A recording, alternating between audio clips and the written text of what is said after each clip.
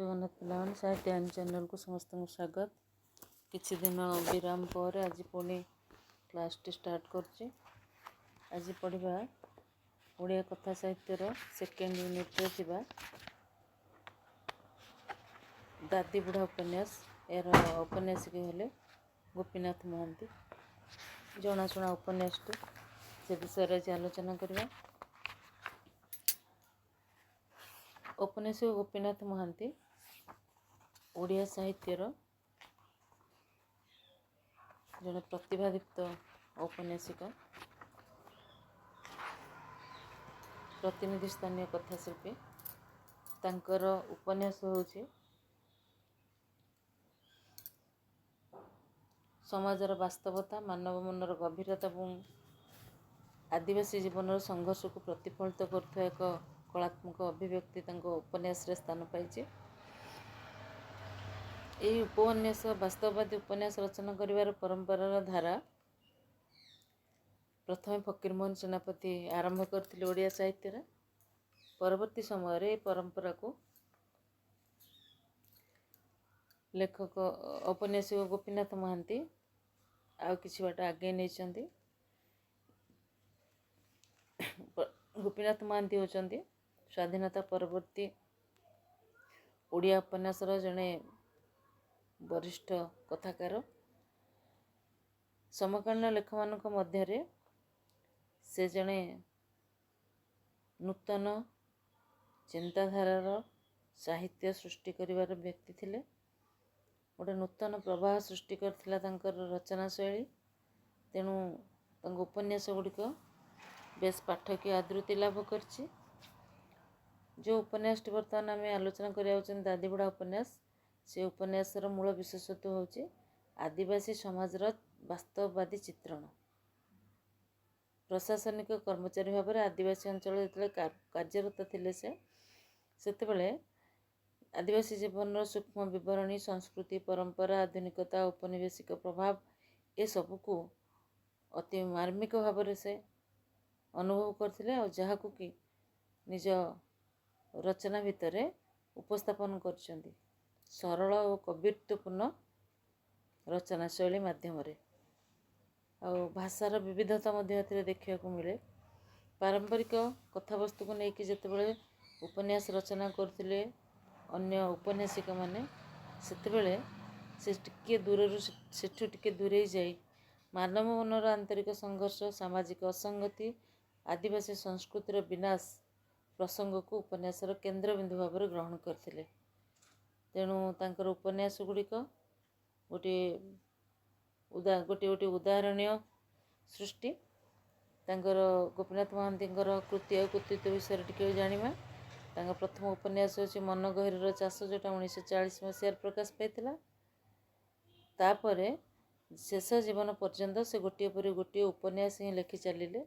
जो उपन्यास गुड़िक प्रत्येक निज निजर विशेषत्व परिपूर्ण। तांको उपन्यास मध्य दादी बुढ़ा, परजा, हरिजन, अमृतर संतान एभली अनेक कालजयी उपन्यास स्थान पाइछि। प्रत्येकटी उपन्यास अन्य उपन्यास ठाରୁ संपूर्ण भाव में भिन्न। 1973 मसीह तांको माटीमटाल उपन्यास पाई ज्ञानपीठ पुरस्कार मिलिथिला। से प्रथम ओडिया लेखक जे कि यही मर्यादाजनक ज्ञानपीठ पुरस्कार पाइबा को योग्य होते।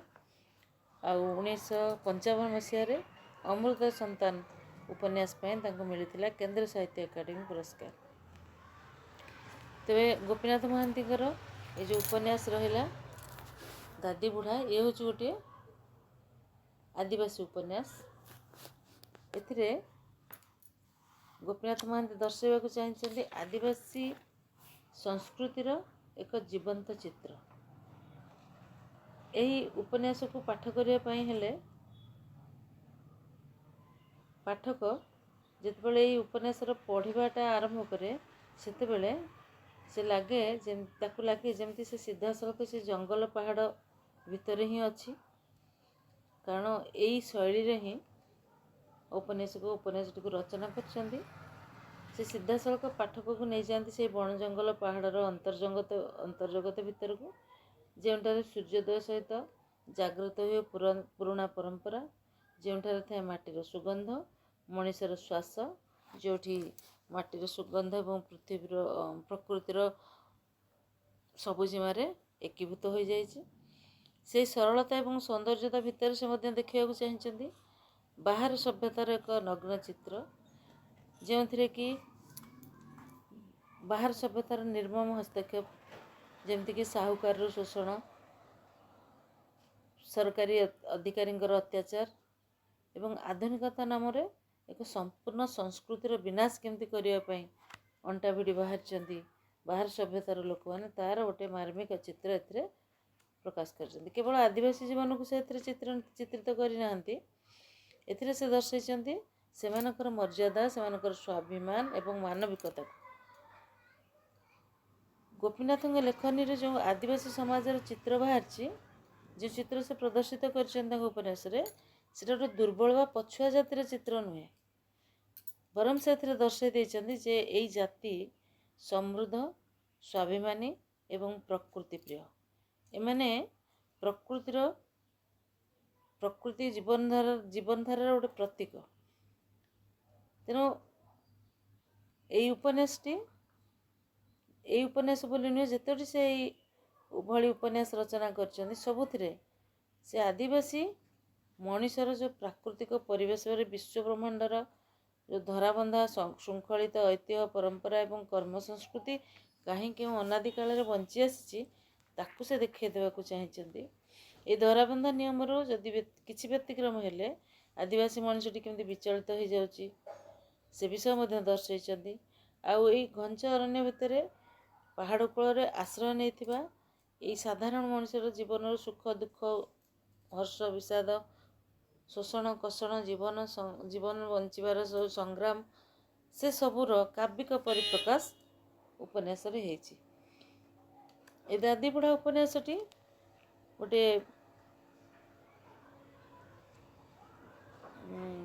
ଆଦିବାସୀମାନଙ୍କ ଈଶ୍ୱର ବିଶ୍ୱାସର ପ୍ରତୀକ ଭାବରେ ଏ ଉପନ୍ୟାସଟିକୁ ସେ ରଚନା କରିଛନ୍ତି। ଲୁଲା ଗାଁ ଗୋଟିଏ ଅଛି, ସେ ଗାଁର ପ୍ରାକୃତିକ ପରିବେଶ ଭିତରେ ଗଢ଼ି ଉଠିଥିବା ଆଦିବାସୀ ମଣିଷମାନଙ୍କର ଯେଉଁ ଭୟ ଓ ବିସ୍ମୟକୁ ନେଇ ସେମାନେ ଯେଉଁ ଦେବତାଙ୍କୁ ପୂଜା କରୁଛନ୍ତି, ସେ ଦେବତା ହେଉଛି ଦାଦିବୁଢ଼ା। କେତେ ଗୁଡ଼ିଏ ସାଧାରଣ ଚରିତ୍ରକୁ ନେଇକି এই ଦାଦିବୁଢ଼ା ଉପନ୍ୟାସଟି ଗତି କରିଛି।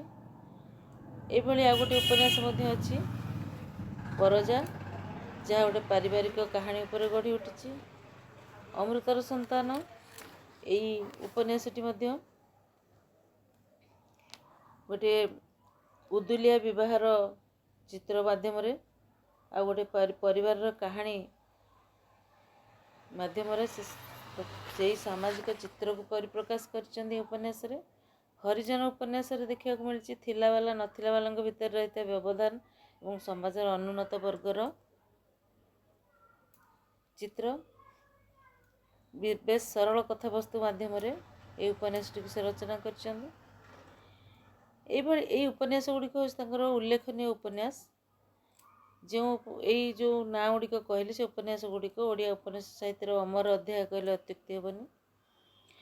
ଦାଦିବୁଢ଼ା ହେଉ, ପରଜା ହେଉ, ଅମୃତର ସନ୍ତାନ, ଅପହଞ୍ଚ, ଏଇଭଳି ରଚନା ମାଧ୍ୟମରେ ଔପନ୍ୟାସିକ ଚେଷ୍ଟା କରିଛନ୍ତି ଆଦିବାସୀ ସମ୍ପ୍ରଦାୟର ଜୀବନ, ସଂସ୍କୃତି, ପରମ୍ପରା ଏବଂ ସଂଘର୍ଷକୁ ଏକ ନୃତତ୍ତ୍ୱ ବିଜ୍ଞାନଗତ ଦୃଷ୍ଟିରେ ଚିତ୍ରିତ କରିବା। ଆଉ ସେ ସଫଳ ମଧ୍ୟ ହୋଇଛନ୍ତି। ଉପନ୍ୟାସରେ କେବଳ ଶୋଷଣ ଆଉ ଦୁର୍ଦ୍ଦଶାର କାହାଣୀ ସେ ଦେଇନାହାନ୍ତି, ଏଥିରେ ମଧ୍ୟ ଦେଇଛନ୍ତି ଆଧୁନିକତା ନାମରେ ସେଠାରେ ଯେଉଁ ସାଂସ୍କୃତିକ ବିନାଶ ଘଟୁଛି ଆଉ ପରିଚୟ ସଙ୍କଟକୁ ଉପସ୍ଥାପନ କରିବା ପାଇଁ ସେମାନେ ଆଦିବାସୀମାନଙ୍କର ସଂଘର୍ଷ, ଏସବୁକୁ ଗୋପୀନାଥ ମହାନ୍ତି ଦର୍ଶାଇଛନ୍ତି ଏବଂ ଚେତାବନୀ ମଧ୍ୟ ଦେଇଛନ୍ତି ଯେ ପ୍ରଗତି ପଥରେ ଆମେ ଯିବା ପାଇଁ ଯେତେବେଳେ ବାହାରୁଛନ୍ତି, ସେତେବେଳେ ଆମର ମୂଳକୁ ଭୁଲିବା ଉଚିତ ନୁହେଁ। ମୂଳକୁ ମାନେ ନା ଏଇ ଆଦିବାସୀ ସମ୍ପ୍ରଦାୟର ଲୋକମାନେ ଯେଉଁମାନେ ମାନବ ସଭ୍ୟତାର ଆରମ୍ଭରୁ ଏଠି ଥିଲେ, ସେମାନଙ୍କର ସଂସ୍କୃତି, ସେମାନଙ୍କର ପରମ୍ପରା ହେଉଛି ସ୍ୱତନ୍ତ୍ର। ବିକାଶ କରିବା ନାମରେ ସେମାନଙ୍କୁ ତାଙ୍କ ସଂସ୍କୃତି ଠାରୁ ଦୂରେଇ ଦେବା, ସେମାନଙ୍କୁ ଶୋଷଣ ପୋଷଣରେ ନିପୀଡ଼ନ କରି ରଖିବା ଏଇଟା ଆଦୌ ଉଚିତ ଜିନିଷ ନୁହେଁ, ଏ କଥା ସେ ଦର୍ଶାଇ ଦେଇଛନ୍ତି। ତାଙ୍କର ଏଇ ରଚନା ଗୁଡ଼ିକ ଓଡ଼ିଆ ସାହିତ୍ୟକୁ ଜାତୀୟ ଏବଂ ଆନ୍ତର୍ଜାତିକ ସ୍ତରରେ ସମ୍ମାନ ଆଣିଦେଇଛି। ଆଦିବାସୀ ସମାଜର ମର୍ଯ୍ୟାଦା ପ୍ରତିଷ୍ଠା କରିବାରେ ମଧ୍ୟ ଏହି ତାଙ୍କ ରଚନା ଗୁଡ଼ିକ ବେଶ ମୁଖ୍ୟ ଭୂମିକା ଗ୍ରହଣ କରିଛି। ଆଜିର ସମୟରେ ଯେତେବେଳେ ଆଦିବାସୀ ଅଧିକାର ଏବଂ ପରିବେଶ ସଂରକ୍ଷଣ ବିଷୟରେ ବୃହତ ଆଲୋଚନା ହେଉଛି, ସେତେବେଳେ ଏହି ଉପନ୍ୟାସ ଗୁଡ଼ିକ ଆମମାନଙ୍କୁ ସମ୍ବେଦନଶୀଳ ଦୃଷ୍ଟିକୋଣ ପ୍ରଦାନ କରୁଛି। ଔପନ୍ୟାସିକ କହିଛନ୍ତି, ଆଦିବାସୀ ହେଉଛନ୍ତି ପ୍ରକୃତିର ଅମୃତ ସନ୍ତାନ। ସେମାନଙ୍କର ସଂରକ୍ଷଣ ହିଁ ମାନବ ସଭ୍ୟତାର ବିକାଶ, ମାନବ ସଭ୍ୟତାର ସଂରକ୍ଷଣ ମଧ୍ୟ। ତେଣୁ ଏହି ଉପନ୍ୟାସ ଗୁଡ଼ିକ ଯେତେବେଳେ ଯିଏ ବି ପାଠ କରିବେ, ସେମାନେ ସେତେବେଳେ ପ୍ରେରଣା ପାଉଥିବେ, କାରଣ ଏ ଉପନ୍ୟାସ ଚିରକାଳ ପ୍ରେରଣା ପ୍ରଦାନ କରୁଥିବା ରଚନା ଏବଂ ସମାଜରେ ସମାନତା ଓ ନ୍ୟାୟର ପଥ ପ୍ରଦର୍ଶନ କରିବା ପାଇଁ ଇଏ ଗୋଟେ ଉଲ୍ଲେଖନୀୟ ଭୂମିକା ଗ୍ରହଣ କରିଛି। ଏହାପରେ ଆମେ ଦାଦିବୁଢ଼ା କଥା ଉପନ୍ୟାସର ସଂକ୍ଷିପ୍ତ ସାରମର୍ମ ଟିକେ ଆଲୋଚନା କରିବା, କାରଣ ଏତେ ବଡ଼ ଉପନ୍ୟାସ ତାକୁ ଗୋଟିଏ ଦୁଇଟି କ୍ଲାସ୍ରେ ତ ସାରି ହେବ ନାହିଁ, ଆକୁ ଆମେ ପାର୍ଟ କରି ଆଲୋଚନା କରିବା। ତେବେ ଏହାର ଭାବବସ୍ତୁ ଯଦି ଆମେ ଦେଖିବା, ତାହେଲେ ଦେଖିବା ଏହାର ମୂଳ ଭାବବସ୍ତୁ ହେଉଛି ଆଦିବାସୀ ସମାଜର ପୁରୁଣା ପରମ୍ପରା ଓ ଆଧୁନିକତାର ସଂଘର୍ଷ, ମାନବ ମନର ଗଭୀର ଆକାଂକ୍ଷା, ପ୍ରେମ, ବିଶ୍ୱାସଘାତକତା, ସାମ୍ପ୍ରଦାୟିକ ସଂସ୍କାର ଏବଂ ମୃତ୍ୟୁର ଅନିବାର୍ଯ୍ୟତା।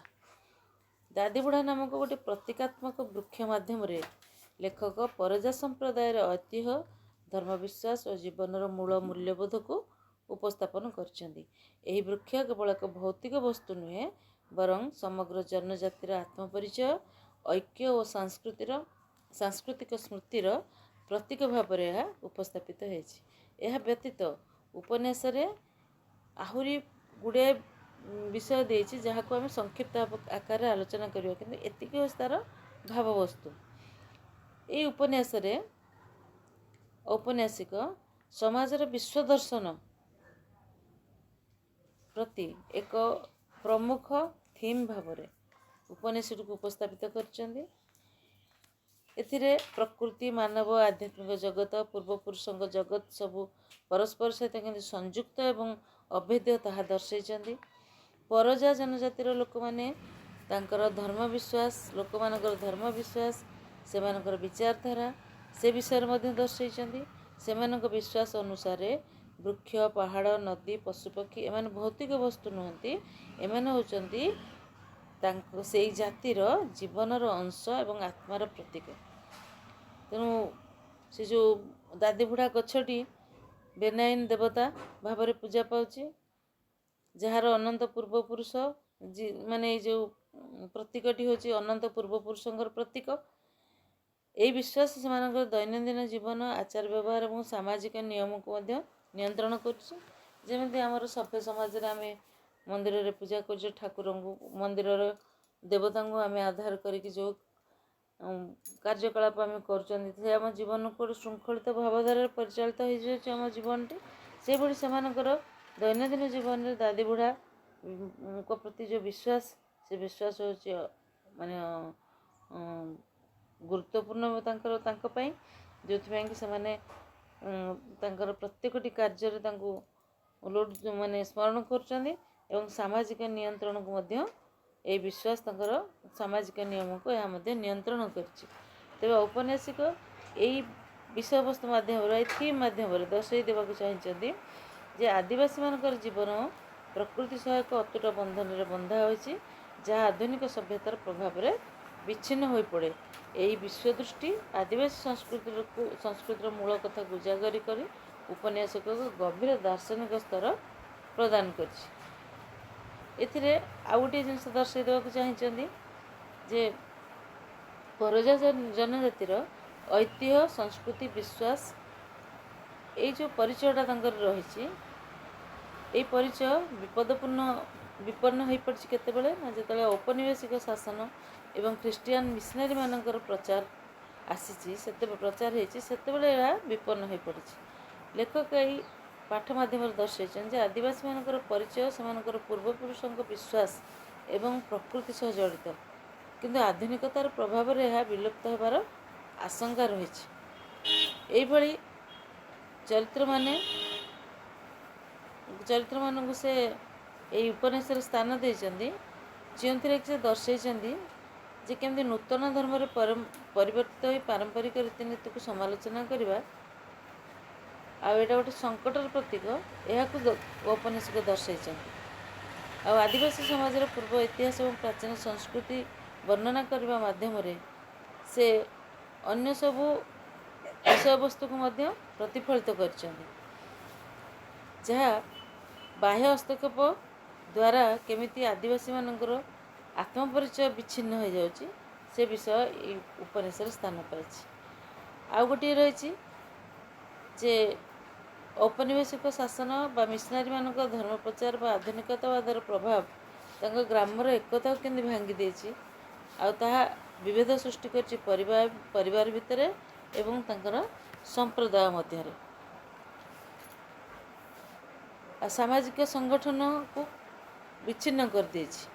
बाह्य शक्ति द्वारा से सामाजिक परंपरा तांकर विच्छिन्न माने खंड विखंडित हो जाउछि से विचारधारा विपर्यस्त हो जाउछि।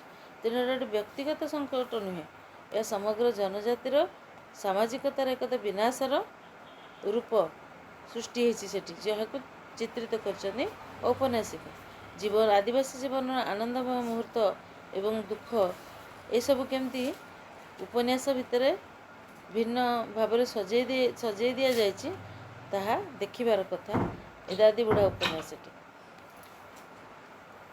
आदिवासी मानकर जो चेतना रही आदिवासी मानकर जो जातिवाद लोककथा एवं धर्म रही से सबको अति सुंदर भाव औपन्यासिक ये उपन्यास वर्णना कर आज क्लास ये था।